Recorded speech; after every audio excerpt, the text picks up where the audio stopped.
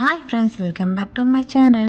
இன்றைக்கி இந்த வீடியோவில் என்ன பார்க்க போகிறோன்னு பார்த்தீங்கன்னா, உருளைக்கிழங்கு சமோசா எப்படி பண்ணுறதுன்னு தான் பார்க்க போகிறோம். இது எல்லாருக்குமே ரொம்பவுமே பிடிக்கும், குட்டீஸ்க்கு ரொம்பவுமே பிடிக்கும். ஸோ நீங்களும் வந்துட்டு ட்ரை பண்ணி பாருங்கள். ஃபஸ்ட்டு உருளைக்கிழங்கு வேக வச்சுக்கோங்க, தேவையான அளவு எடுத்து. நான் ஒரு 4 உருளைக்கிழங்கு எடுத்து வேக வச்சுருக்கேன். அதுக்கப்புறம் உருளைக்கிழங்கு வெந்ததுக்கப்புறம் இந்த மாதிரி பிடிச்சிட்டு இதை நம்ம ரெடி பண்ணிக்கணும். ஆக்சுவலாக அந்த வீடியோ நான் எடுக்கல, அதனால தான் உங்களுக்கு சொல்கிறேன்.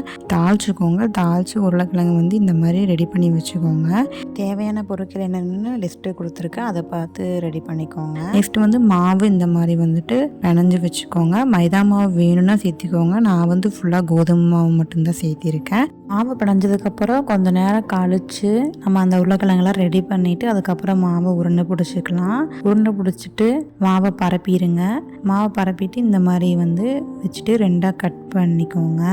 அதை 2ஆக கட் பண்ணி முக்கோண ஷேப்பில் வச்சுக்கணும். முக்கோண ஷேப்பில் ரெடி பண்ணோடனே பின்னாடி பார்த்திங்கன்னா இந்த மாதிரி கொஞ்சம் உள்ளே உருளைக்கிழங்கு வச்சுட்டு அதை வச்சு க்ளோஸ் பண்ணிக்கணும்.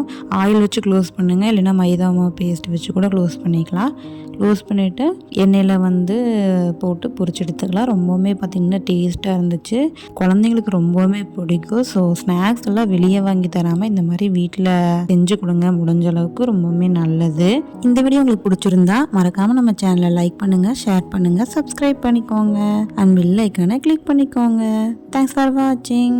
நீங்களும் இதை ட்ரை பண்ணி பார்த்துட்டு எப்படி இருக்குன்னு கமெண்ட்டில் மறக்காமல் சொல்லுங்கள்.